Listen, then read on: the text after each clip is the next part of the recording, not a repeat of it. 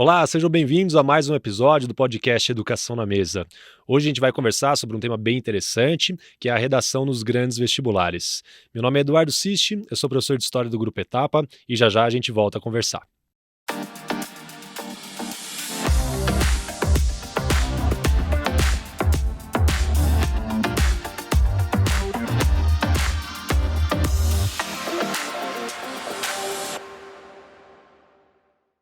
Antes da gente começar essa conversa, gostaria de pedir para você se inscrever no nosso canal do YouTube, Educação na Mesa. Tem muito conteúdo bacana, inclusive os episódios antigos que você pode conferir. E aqui ao meu lado, apresentando junto comigo, o professor Rodrigo Mutuca, professor de português do Grupo Etapa. Tudo bem, Rodrigo? Tudo ótimo, Eduardo. E o nosso convidado especial de hoje é o professor Luiz. Ele é o responsável pela área de redação do Colégio Etapa. Tudo bem, Luiz? Tudo bem. Antes de mais nada, gostaria de agradecê-los, Eduardo, Rodrigo, pelo convite e por estar com todos vocês nesse momento. Bacana. Bom, Luiz, a gente tem um tema aqui que é um tema bastante vasto, né, sobre redação nos grandes vestibulares. Eu vou delimitar um pouquinho, gostaria que você comentasse aspectos comuns e especificidades sobre as redações na FUVEST, na Unicamp e na VUNESP. Vamos lá. Então, são 3 vestibulares que, assim, o aluno, o candidato, até o professor que estiver trabalhando com essa disciplina pode pensar que são muito parecidos, né? Mas, de cara, a gente tem uma especificidade de gênero, né? Por exemplo, a Unicamp, ela cobra que o aluno saiba diferentes gêneros. Então, ele pode escrever uma crônica, ele pode escrever um relato, um depoimento, algo que, por exemplo, a FUVEST e a VUNESP não vão cobrar. Tanto a FUVEST quanto a VUNESP vão cobrar o clássico, a dissertação argumentativa. Né? Então, a gente tem isso de cara. Além disso, o que a gente pode dizer? FUVEST é uma proposta de tom filosófico, subjetiva, que leva o aluno a refletir sobre o problema, exige dele uma perspectiva sobre o fenômeno. A VUNESP é um tema polêmico, uma pergunta que gera sim ou não, que vai buscar, por exemplo, que ele tenha um posicionamento. Enquanto a Unicamp vai cobrar do candidato, do aluno, uma reflexão sobre o exercício de criação, de autor. Então, eu vou discutir um problema dentro daquele gênero textual, respondendo a tarefas temáticas. Legal. Bom, só aproveitar, né, que você já falou sobre aspectos comuns e diferenças. Tem algum vestibular que não seja desses 3 que a gente acabou de mencionar, que fuja um suposto padrão? Porque a gente tem professores do Brasil inteiro, escolas com diferentes preocupações. Você consegue se lembrar de algum que seja bem específico? Eu acho que a gente já pode citar, por exemplo, o ITA, que é um vestibular que mudou nos últimos anos. Eles colocaram agora uma redação com uma cara de FUVEST, uma pegada polêmica da VUNESP e uma pitada assim... Eu até brinco com os alunos, né? Da prova de física, da dificuldade da prova de física. Então ficou fácil. O que seria isso? Basicamente, a proposta tem um tema que ela parece subjetivo. Então, por exemplo, no último ano o tema foi tecnofilia. E o candidato ele precisava, para se posicionar na dissertação, que mantém o clássico, é um texto dissertativo argumentativo, usar 2 dos 4 textos da coletânea. Até aí a gente pode pensar, nada de diferente. Se a gente considerar os textos, sim. A gente tem charge, a gente tem poema. Então, para além da dificuldade do texto dissertativo argumentativo, o ITA está cobrando, por exemplo, que ele saiba interpretar diferentes gêneros textuais. Então, ele precisa saber compreender um poema, uma charge, para então ele fazer a relação com a problemática. Existem vestibulares, por exemplo, como o do Mackenzie, que você tem a coletânea e não tem frase temática. Então, a partir dos textos motivadores, o aluno ele precisa entender qual é o eixo comum e escrever a dissertação dele. Quando você menciona tudo isso, me vem a imagem uma situação problemática. Eu vou descrever algo que obviamente não é o ideal e eu gostaria que você me ajudasse a corrigir essa obra que eu estou desenvolvendo. Estou pensando num aluno hipotético que deve ter feito algumas redações, não comete erros gramaticais e ele tem aquela sensação de que ele escreve bem e talvez isso faça com que ele negligencie os detalhes dos grandes vestibulares. Essa ideia talvez antiga, talvez desatualizada, de que, eu sei escrever bem, portanto eu vou me dar bem em qualquer tipo de redação, você pode nos ajudar a perceber como que esse equívoco pode ser danoso para os alunos? Posso. Eu acho que eu preciso sair um pouco desses nossos vestibulares e eu preciso caminhar um pouquinho lá no Enem. Por quê? Porque normalmente o Enem faz um exercício que as frases, as palavras, elas estão prontas, elas devem ser encadeadas da mesma forma. Então, supondo que eu tenha treinado para o Enem, será que o texto que eu produzi para o Enem eu posso reproduzir na FUVEST, num texto VUNESP ou na Unicamp? A resposta vai ser depende. Por quê? Porque depende da frase temática. Eu diria para o meu aluno o seguinte: guardem as diferenças, porque existem. Então não adianta você decorar um caminho que te põe confortável naquela estrutura, porque provavelmente se você encontrar um texto como o do ITA ou do Mackenzie, que te está tirando a frase temática, por exemplo, isso já desestabiliza. Então é sempre bom trabalhar nas diferentes hipóteses, não ficar muito no padrão, digamos assim. Eu encontrei um formato, eu vou seguir esse formato a ferro e fogo. Acho que eu evitaria isso. E pensando num aluno que talvez não tenha tido um preparo específico para uma redação. Vamos supor que a gente tem um aluno que está prestando um vestibular aqui em São Paulo, ele é de outro estado ou vice-versa. Sem essa preocupação, essa preparação prévia, ele consegue fazer uma boa redação com os conhecimentos que ele trabalha em sala de aula? Queria saber de que forma, né, a condução das aulas de vocês, de língua portuguesa, de história, de geografia, podem dar conta de um vestibular, ou ele vai ter ali vai carecer, né, de algum conhecimento? Eu acho que é assim. Existe uma coisa que antecede a produção do texto dissertativo que se chama a construção do pensamento crítico. Eu acho que a aula de história, de geografia, de língua portuguesa, elas são usadas para desenvolver o pensamento onde quer que o aluno esteja, em qualquer região do Brasil. Esse pensamento crítico leva o aluno a criar a condição de posicionamento frente aos problemas, independentemente da região. É fato que a gente tem especificidades no Brasil. Os problemas variam de acordo com a região. Mas se ele tiver pensamento crítico e uma visão global sobre o problema, que advém das aulas que ele vai ter de história e de geografia, porque essas aulas consideram não só a região, mas o todo o Brasil, ele conseguirá fazer a redação. Por outro lado, eu acrescentaria que é sempre bom ler o manual do candidato, que a gente negligencia tanto, né? Pega o manual e fala assim, eu não vou ler. Por que ler o manual? Porque tem a especificidade da redação.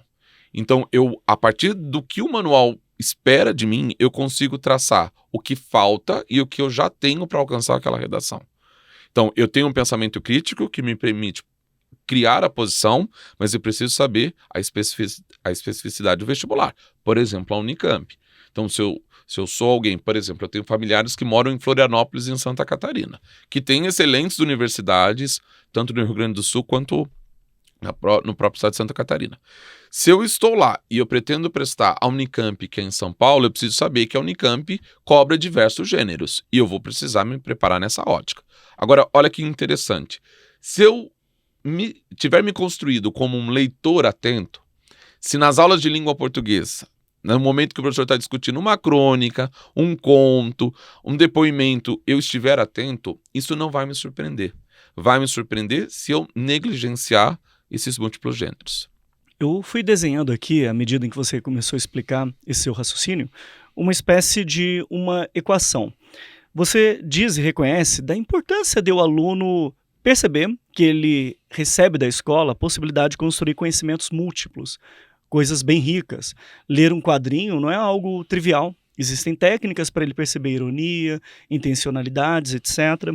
E você também disse que o aluno não pode negligenciar a ideia de que existem sim alguns padrões que vão facilitar a vida dele, o que é contrário, né, diferente de decorar um único padrão e tentar replicar em todo quanto é canto. E isso poderia gerar no nosso aluno uma espécie de um impasse. Como que eu faço para saber se eu vou ter liberdade de usar todo o meu conhecimento ou eu vou ter o compromisso de trabalhar determinados padrões? Você mencionou a ideia do posicionamento crítico. Agora eu me coloco como um aluno, você disse muito bem, da Unicamp, ele se depara com um tema de redação da Unicamp e ele olha ali aquilo que parece ser o tema e ele pensa, eu tenho uma opinião, tenho um posicionamento crítico em relação a isso, a minha missão é mostrar a minha opinião a respeito desse assunto, desse tema. Qual é a vantagem ou quais são os perigos, né, de ele atropelar a leitura do enunciado e tentar colocar logo de cara a primeira ideia que veio ali à cabeça? É muito grande, você está coberto de razão. Por exemplo, eu vou fazer uma analogia porque eu gosto do vestibular da Unicamp. A Unicamp, ela te dá a receita, o ingrediente, o aparelho para você fazer e ela te dá o manual de instrução. Faça assim. Então, é um vestibular que ele é conduzido para um exercício que eles esperam. É completamente diferente da VUNESP, que vai abrir uma questão para sim ou não e vai te deixar, né, solto para pensar. O que isso significa? Supondo que eu tenho um posicionamento crítico, eu cheguei ao vestibular da Unicamp e eu me deparo com esse passo a passo. Está subtraindo de mim a habilidade de pensamento? Não, não está. Por quê? Porque você vai ter em algum momento uma relação com o que você sabe e o que está lá, porque a Unicamp ela faz a leitura do mundo. Qual é o cuidado que se tem de ter? Como eu disse, conhecer o vestibular. Então eu preciso saber que naquela instituição chamada Unicamp, o vestibular vai cobrar de mim talvez uma condição menos autoral, mas não de menos pensamento, porque a montagem do texto passa por mim. A construção dele passa por mim. Acho que é isso. Legal. Luiz, você comentou agora há pouco sobre o fator surpresa, né? Que se o aluno prestar atenção na aula, se ele tiver contato com diferentes linguagens, diferentes recursos, ele tem condições de elaborar um bom texto. Só que muitas vezes a gente observa alguns alunos ficam ansiosos em descobrir qual vai ser o tema do vestibular, né? Isso até se faz muita propaganda, que eventualmente um professor conseguiu antecipar e trabalhou isso. Eu queria saber de você se essa preocupação ela faz sentido ou será que não é melhor a gente adotar uma estratégia que seja um pouco mais eficiente para escrever bem? Agora a gente tem, de um lado, um aluno ansioso pelo vestibular, né, por encontrar um caminho que seja o mais fácil, e um professor lidando com o caos, porque é isso, o professor tem que lidar com essa ansiedade que vem para ele. Eu particularmente acho que a gente não tem que acertar o tema, porque o tema faz parte das nossas discussões de crescimento como sociedade. Minimamente a gente teria, é um campo hipotético, de discutir os problemas que são de interesse para a sociedade brasileira. Então, é claro que acertar o tema é muito, muito lindo, louco, porque você diz, acertei o tema, meu aluno está mais confortável. Mas mais interessante do que isso é levar o aluno à condição dele conseguir, independentemente do tema, ele desenvolver a redação dele, desenvolver o texto dissertativo. Agora, claro, a gente pode usar isso como um ponto de partida. A gente pode usar, por exemplo, quais são os temas prováveis do ano, quais são os eixos temáticos prováveis que estão sendo discutidos e que talvez eu tenha que ressaltar na minha sala de aula. Então, por exemplo, inteligência artificial. Nós estamos num ano que não tem como não pensar falar. em inteligência artificial. Então, eu vou acertar o tema se eu falar de inteligência artificial? Provável, que algum vestibular vai cobrar. Agora, o que é mais importante aqui? A gente entender que o colocar a inteligência artificial está mudando as relações humanas. Então, se eu me preocupo diretamente com o vestibular, eu restringo o pensamento crítico do aluno. Mas se eu tomo aquilo como é de interesse da sociedade discutir, eventualmente vai cair no vestibular, é bem provável que caia esse ano, né? Mas eu não me limito. Eu não limito a aula a uma discussão de isto cai ou não cai. Eu acho que é assim que eu, percorro a minha jornada dentro da sala de aula. Eu acho muito oportuno quando você menciona, né, esses falsos atalhos que, eventualmente, alunos, candidatos e até mesmo nós, professores, podemos pegar de vez em quando, né, nessa ilusão de tentar facilitar a vida e o aprendizado do aluno. Você diz que esse aprendizado ele é construído gradativamente, com bastante esforço, empenho e até mesmo iludir o aluno, fazer o aluno acreditar que eu já vou te entregar o tema pronto, você apenas memoriza, vai lá e faz tudo. Isso daí completamente equivocado. E eu gostei muito quando você disse que nós devemos usar os temas de redação para fazer com que o aluno reflita, pense sobre assuntos importantes.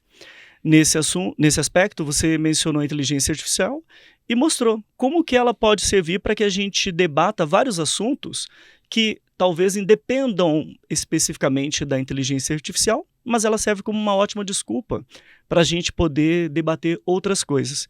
Eu queria ver contigo se você tem um outro exemplo que você tenha trabalhado recentemente ou que você pretende trabalhar com seus alunos de um determinado gatilho, algo que talvez esteja na moda, talvez do modo como ele esteja sendo tratado ao nosso redor seja bastante superficial, mas você vê ali um ótimo potencial de usar aquilo para estimular a reflexão dos alunos. Sim, inclusive eu discuti com os alunos, né? A gente teve um momento nesse ano que era a homogeneização de condutas. O que era isso? Teve acho que foi em maio, as empresas cobrando que você tivesse determinada forma de se vestir, a capinha do celular.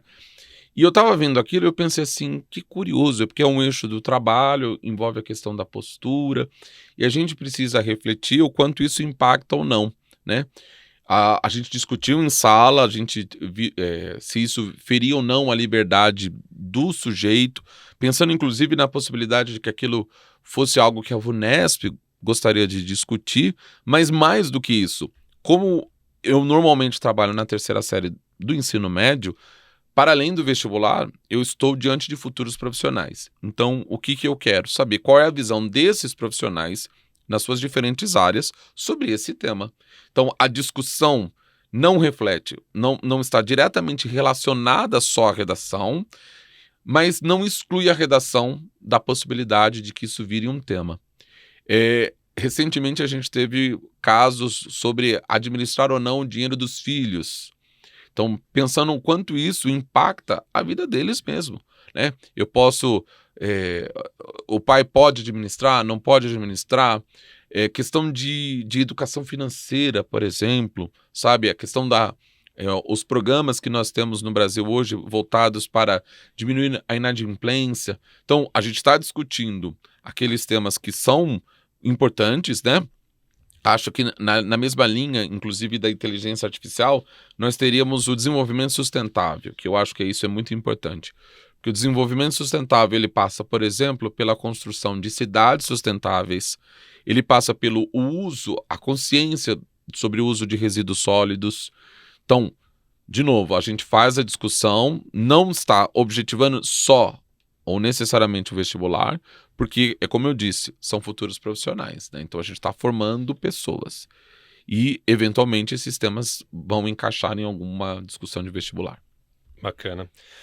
Luiz, eu fiz um episódio aqui com o Rodrigo, né? Na verdade, eu entrevistei o Rodrigo sobre a redação no Enem, especificamente, e eu lembro que a gente foi passando sobre os itens da grade de correção, e uma coisa que me marcou muito era a importância de construir um repertório sociocultural. Nesses outros vestibulares, nessas outras redações, esse também é um fator relevante? É relevante, por exemplo, vamos pegar a FUVEST. O que a FUVEST espera? A FUVEST espera que você assuma um ponto de vista, que você indique uma perspectiva do fenômeno. Aí aparecem normalmente aquelas aulas que a gente diz assim, use Simone de Beauvoir no trecho tal, na frase tal. Aí você pergunta para o aluno assim, você leu? Não, nunca li. Eu falei, então por que você não usou algo que você conhece? Então vamos pegar, por exemplo, que eu estou falando sobre distopia. Eu vou trabalhar com distopia, o impacto da distopia na sociedade atual. Eu posso fazer uso numa redação FUVEST ilustrando o filme Wall-E. Mas eu não quero o Wall-E necessariamente para dizer, olha, os seres humanos falharam e deixaram a Terra aqui à mercê. Não, eu quero olhar para aquele sujeito que ficou na Terra, que é o Wall-E. Vamos olhar para o Wall-E como a personificação do ser que cuida. Então, esse é o repertório que, sim, vai ser útil para a FUVEST. Porque a FUVEST ela tem essa pegada filosófica, subjetiva, mas, de novo, desde que parta do indivíduo. Se você decora uma fórmula e aplica essa fórmula na redação, o corretor da redação da FUVEST, ele sabe se aquilo é seu ou não. Então, muitas vezes é mais interessante você usar algo que é do seu universo e bem desenvolvido a usar fórmulas prontas. Então o repertório, ele é para o Enem porque ele é obrigatório lá para a competência 2, mas ele não é excluído das outras redações, né? Tanto na FUVEST quanto na VUNESP, ainda que o manual do candidato ou a grade de correção não exija isso, mas a gente fala da necessidade de trazer algo seu para o tema. Quando você fala do repertório e até mesmo da importância que subjacente aos temas de redação, eu vejo uma relação metonímica muito interessante. O tema de redação é uma coisa pequena que pode estimular inúmeras reflexões, debates, etc. e tal. Uma determinada obra, um determinado filme, ele também pode pegar e fazer muito isso. Agora eu queria ver na prática. Eu sei que você trouxe aqui algumas redações para compartilhar conosco. Queria que você mostrasse uma delas e dissesse o que está por trás, o que você gostaria que o aluno desenvolvesse, não o texto pronto, claro, mas de raciocínio por meio dessas motivações. Eu acho que a gente deve ser bem consensual a propaganda da Volkswagen que teve com a imagem da Elis Regina, né? Isso rendeu, né? Muito. Aí eu olhei aquilo e eu tive uma discussão em casa com meu irmão, se é legítimo ou não o uso de imagem de pessoas que faleceram, né, sem autorização, né? Ainda que a obra daquela personagem tenha ficado para os filhos. E aí eu falei para o meu irmão assim, eu acho que não tem uma regulamentação, não tem lei para isso. Então a gente pode usar a imagem daquela pessoa sem que ela esteja aqui. Muito bem. Aí eu sentei um dia pensando nisso e veio uma inquietação. E aí eu montei um tema de redação padrão FUVEST que tem como frase temática o limite ético da inteligência artificial. E aí um dos textos da coletânea, o texto número 2, é justamente falando sobre essa questão da imagem da Elis Regina. E aí, o que eu esperaria? Que diante dessa coletânea, o aluno visse quais são as condições de quebra de um possível limite ético e problematizasse isso. Tá tudo bem? Não tá tudo bem? O que é limite? O que é ética? Se nós olharmos para o primeiro texto, por exemplo, é uma charge, né? E aí tá lá, né? A inteligência artificial, pessoas sentadas à mesa, fechado. Nada como olho no olho de outra pessoa. E aí, ufa, 2 tiram e são robôs. Então, trabalhar com essa robotização das relações humanas. Porque para além de 2 robôs disfarçados de seres humanos, é o ser humano robotizando a sua vida. Eu adoraria ler um texto que meio que analisasse o que é do humano, que é o processo de criação, está sendo delegado à inteligência artificial. Então, a gente precisa da inteligência artificial, ela está ao nosso redor e nos servindo, mas será que o exercício criativo, que é tão específico do ser humano, deve ser entregue assim para a inteligência artificial? Então é isso que eu gostaria que está por trás desse tema. E que ele pensasse exatamente nesses limites, né? Tanto que no último texto eu coloquei algo jurídico, que fala sobre que não existem leis ainda regulamentando, né? Então, por exemplo, no ponto A, tornar pessoas cientes quanto às suas interações com sistemas de inteligência artificial, permitir que aqueles afetados por um sistema de inteligência artificial compreendam os resultados produzidos. Até perguntou sobre repertório, né? Aí me veio à cabeça o IA, inteligência artificial, e ele buscando, né? Quem é ele neste mundo? Que é muito da releitura do Pinóquio, né? Quem sou eu neste mundo? E o Pinóquio ou a inteligência artificial e aquela ilustração produzida só com inteligência artificial que foi premiada fora nos Estados Unidos. Então, eu esperaria que o aluno entrasse de cabeça nesse tema e pensasse isso. Existe limite? Não existe limite? O que é limite quando a gente fala em processos de criação? Acho que era isso. Neste caso, né? E é bacana, porque aqui eu vejo que você aplicou muito daquilo que a gente conversou lá fora, né? Uhum. A ideia do pensamento sistêmico. Porque essa discussão, quando veio à tona, eu tive a impressão que as pessoas estavam com posicionamentos muito binários. Então, ou o mundo está com muita frescura e não se pode nem fazer uma propaganda, né, com os filhos autorizando, ou condenar totalmente, né, esse tipo de ação, usar a imagem de alguém que já morreu para uma propaganda de uma empresa específica. E aqui eu vejo que você colocou vários materiais que permitem explorar diferentes camadas de interpretação, né? É um problema muito maior do que geralmente a gente costuma acreditar. Essa é a diferença da FUVEST para a VUNESP. Acho que essa é a grande diferença. A FUVEST, ela fala de um problema que é universal, então ela atinge a todos os seres humanos, e ela também tem essa subjetividade, essa expansividade, digamos assim. Se fosse a VUNESP, nós teríamos um tema binário. É isto ou aquilo.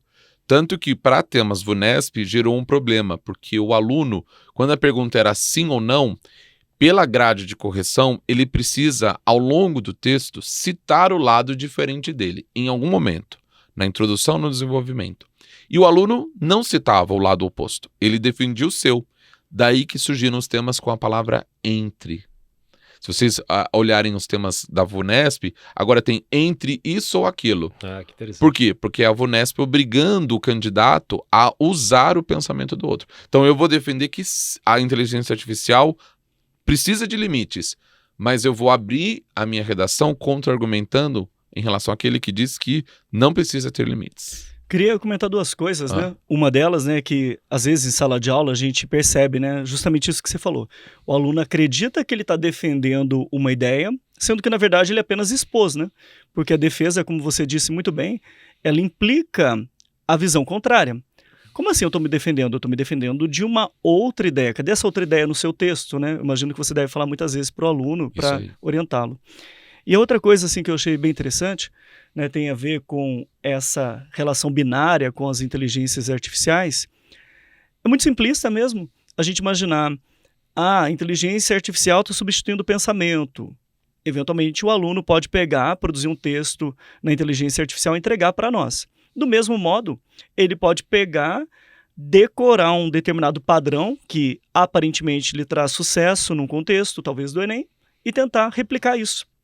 Então ele está tendo uma relação, vamos dizer assim, passiva com os estudos, tanto numa quanto em outra situação.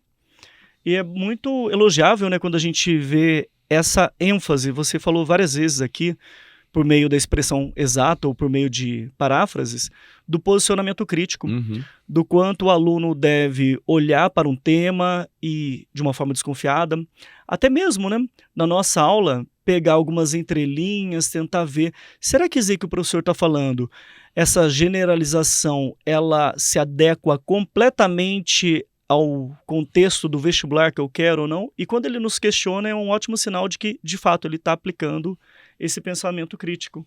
Muito. E você, eu sei que não é o nosso tópico, o ChatGPT, mas eu acho que é bom para a gente refletir nisso em relação a isso que você está falando.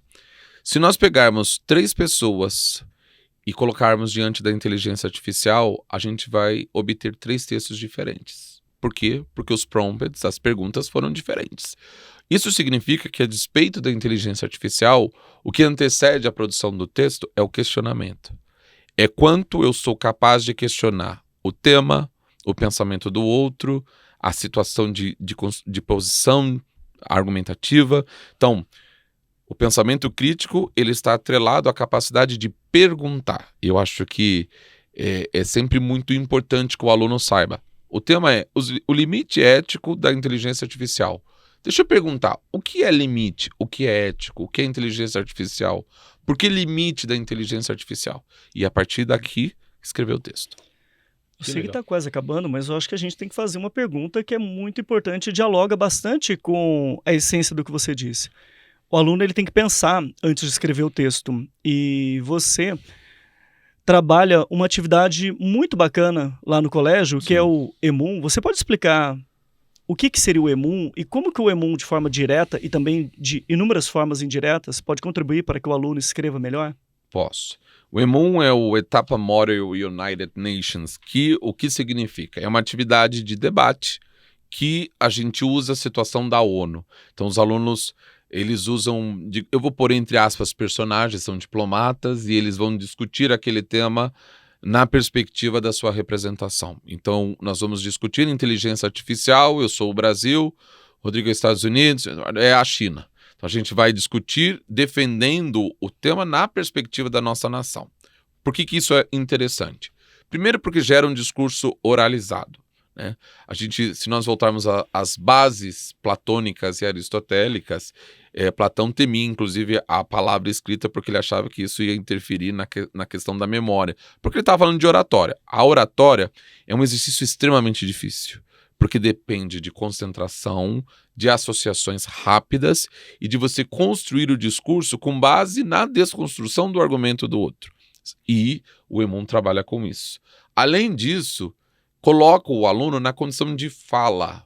Ele precisa ouvir e ouvir o outro. Quando a gente está diante do papel, muitas vezes a gente tem o silêncio do branco ou os nossos pensamentos. Quando você está num debate, você precisa ouvir o outro para então, a partir dele, se posicionar. Então o Emon vai nessa direção. É uma atividade que a gente tem no colégio já há mais de 10 anos, né, com esse objetivo. E mais, falando pode parecer fácil, né? Tem muitos alunos tímidos que não falavam assim no seu cotidiano, e eles entram, e eles se desenvolvem, e eles aprendem a controlar o medo.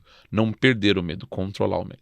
Que legal, acho que isso explica também o sucesso dessa atividade, né? Eu trabalho no ensino médio, quando tem atividade do Emon, é até difícil de concorrer com a atividade do tanto de engajamento que se tem. Quando a gente fala sobre aprendizagem, né? Quanto mais engajamento, envolvimento, problema, melhor vai ser sem dúvida, Sim. né? Acho que isso responde algumas perguntas Sim. do porquê a atividade deu tão certo. Bom, Luiz, nossa conversa tá acabando, infelizmente, né? Acho que daria para falar de muita coisa ainda, mas queria agradecer sua presença, tá? Foi muito bacana mesmo só ter você aqui conversando com a gente. Eu agradeço a todos que nos acompanharam, né, nesse episódio, e estou à disposição para quando vocês precisarem. Muito obrigado, vamos que marcar agradeço. novas conversas. Eu que agradeço. Obrigado, gente. Bom, dessa forma, nós vamos encerrando mais um episódio do podcast Educação na Mesa. Queria agradecer a todos que assistiram a esse episódio e lembrar que você pode acessar os episódios antigos, tem muito material bacana no nosso canal no YouTube, Educação na Mesa, e fique atento aos próximos episódios. Muito obrigado e até a próxima.